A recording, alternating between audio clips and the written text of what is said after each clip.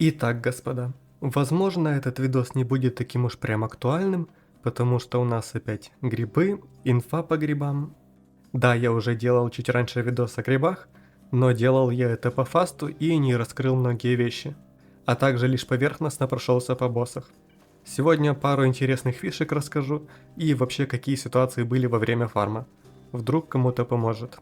Но основной акцент я хочу сделать на том, что я фармил грибы 76 часов. Это время чистого геймплея. И нафармил я миллион мейцелитов. А также устроил коммунизм после опенкейса. Так что, возможно, это будет интересно. А знаешь, где самая низкая комиссия на пополнение баланса Steam? На PlayRock. Рекомендую туда заглянуть. Тут все просто. Вводишь свой логин Steam и сумму пополнения. Далее выбираешь способ оплаты, оплачиваешь, и деньги уже через пару минут будут на твоем аккаунте. Но само пополнение доступно в разных валютах, с самыми разными способами оплаты, начиная с карт, заканчивая криптой. Но это еще не все. Здесь ты также можешь найти ключи к играм, подписки на разные приложения по типу чата GPT и так далее. Также тут можно найти ресурсы на разные игры, и всего тут доступно более 400 игр и приложений для всяких действий. Ссылочка в описании. Итак, начну с грибов и мицелитов, потом OpenCase и боссы. Как видишь, у меня их лям и 23 тысячи. На весь этот фарм ушло реальных 76 часов чистого геймплея. Ну а если брать во внимание сколько дней ушло, то это от предыдущего выложенного видео, и 9 число был последний день фарма. Бывало по-разному, один день я фармил 13 часов подряд, другой 6 или 8, стабильности не было. Конечно, я все это не отснимал, ибо зачем мне рыться в материалах, где 76 часов просто тупо сбора грибов. Так что разные ситуации буду описывать лишь словами. ГПМ, то есть грибы per minutes, или же грибы в минуту. В нашем случае, конечно, лучше взять часы, то есть грибов в час выходило 13 400. Но это так, усредненный вариант. Потому что иногда бывало лутал по 20-25 тысяч в час, а иногда и по 6. Тут как пойдет, и многое зависело от ситуации. Фармился я лишь на 2 участках. Оказывается, приток не так уж и плох по грибам, если честно. Да, конечно, 85% времени я провел на этом участке в кузне, но иногда, в принципе довольно часто, но когда кузню рейдили, то мне приходилось уходить на более спокойную часть, то есть на приток вот сюда. И ночью это довольно хорошая часть для фарма грибов. Меньше, чем на кузне, но не прям чтобы сильно. Днем, конечно, фарма почти не было, но ночью да. Все зависело от конкуренции, потому что часто тут бывало по 2-4 типа, которые тоже собирали грибы, а на кузне это прям да. Первые 8 часов, то есть еще до выхода предыдущего видоса, фармилось просто шикарно.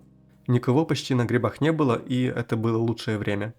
А на следующий день после публикации тут уже было как минимум от 3 до 9 человек. 3 типа на протках, остальные на грибах. Да, конкуренция была страшная. Но это еще не все. Сюда же постоянно сбегались наймы, заветовцы и свобода. Просто рейдили бедных грибников. Обычно, когда вот такая ситуация случалась, и это еще не все, тут за 2 минуты было вот столько смертей, то именно тогда я переходил на приток, ибо зачем лутаться в такой ситуации. Но благо, большинство типов, которые даже убивали, не забирали пак с грибами. Да, если ты не в курсе, то грибы считаются как бартер. За все это время у меня забирали пак только раз 7 или 8. Это в принципе немного. Хотя файты и смерти были довольно часто. Но 80% типов, или даже больше, просто оставляли пак. Даже если там по 60 грибов каждого вида. Именно такое количество грибов я обычно и выносил. То есть набирается 60 или 80 мицены, и я выношу. Или 60-80 радика, и там 20-30 мицены, то я тоже выношу, чтобы не рисковать. Хотя на притоке я часто собирал по пару соток, ибо там проще. Кстати, такой момент. Чтобы чекнуть все локации, где ресаются грибы, можно просто посмотреть в квесте вот тут. Как видим, они ресаются только на кузне, притоке, шахтах, отражении с объездом и лабиринте. Давайте так, рассматривать лабиринт и отражение я вообще не буду, ибо там нечего ловить, просто невыгодно. Основной движ на кузне и шахтах с притоком. Вот зеленые области, где респаунятся грибы на этих локациях. А территорию на кузню долго я изучил буквально на каждый сантиметр, где респаунятся грибы. Пусть остальные цвета тут вас не смущают, об этом позже. Вообще лутать грибы это очень скучно. Обычно, когда я что-то фармлю в Сталкрафте, то включаю музыку или слушаю видос на фоне. Но с грибами даже это не позволяло отвлечься. Поэтому я, когда фармил грибы, смотрел в небольшом окне видос какой-то. Для примера включу со своего канала. Нажимаю пару раз ПКМ и выбираю картинка в картинке. Тут можно как угодно растянуть и переместить. Я перемещал на место чата, так как это было для меня самое удобное место. Может, кому-то это поможет, но если по стандарту нет такой функции, то скачай вот этот плагин. Если вдруг не будет работать, то нужно игру в оконном режиме в настройках поставить. Подводя итоги по грибам, фарм на кузне около своего опорника это топ. Но ночью также очень выгодно ходить на приток или шахты. Ну а днем, конечно, там нет смысла, потому что там респаунятся плесневики, когда как ночью радики и мицена. Итак, переходим к самому интересному. Позабирал награду за квесты и первым делом скупил все, что лимитированное. Это стоило 76 750 мицелитов. Остались только кейсы. А, ну да. Вы прикалываетесь. Их только по 10 штук покупать. Ладно, это будет долго. Окей, закупил, пора открывать. Да нет, почему? Серьезно, они открываются по одной штуке. Это ужас. Так, ладно, немного ускоряемся, и вот последние кейсы. Хорошо. Вот что у меня вышло. 5 ленинов и по 5 штук всего другого декора, кроме голов. Другие у меня просто в другой вкладке. Те, что по 4 штуки. И тут есть странность. Почему почти за 1000 кейсов у меня ровно по 5 объектов каждого вида? Я предполагаю, не утверждаю, что тут каждые 200 кейсов выпадает все, что нужно. Оно может быть в разных по очереди кейсах, но сам цикл выпадения всего рассчитан на 200 кейсов. Так как у меня не хватило до 1000 кейсов пары штук, это объясняет почему-то только 4 головы. Ибо все это странно. Если бы это был чистый рандом, было бы примерно так. 5 ленинов, 8 кабанов, 3 головы и так далее. То есть нормальный разброс. И я никогда не занимался убежкой. В плане расстановки декоративных объектов. Поэтому, да, я захотел все распаковать и устроить коммунизм. Не сказать, что я дизайнер, и вышло отстойно, ну да пофиг.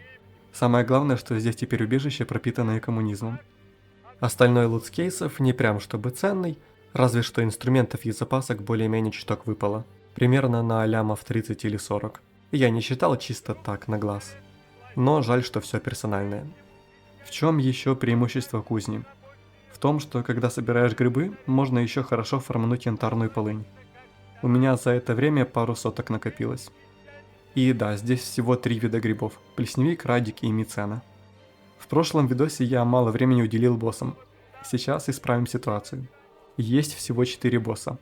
Вот эта почти безобидная неваляшка убивается быстро, но если не убивать, она взорвется. Далее кукловод, вот такой тип с ордой зомби. Крик, истязатель, самый опасный парень на деревне. Блинкуется и дамажит катаной, но хп у него мало. И последний это многоножка.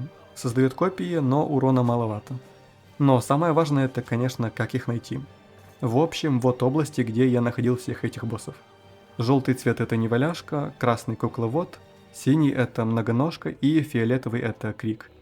Как можно заметить, некоторые области точные и маленькие, а некоторые большие. Все дело в том, что там, где большие области, я не уверен, где именно там респаунится босс. Но, допустим, если взять кузню, то по сути она симметрична. Так что рядом с каждым опорником есть по неваляшке и крике. Если честно, я просто фармил 2 точки, одна на притоке, одна на кузне, и когда я фармил грибы, то убил всех боссов. Так что сложностей в поиске быть не должно. Да, безусловно, я не нашел всех мест респауна, но они нам и ни к чему. Достаточно знать 1 или 2 точки, чтобы найти босса. Ну а на этом все. Я выбил все с кейса, все купил и грибы теперь собирать не буду. В этом нет смысла.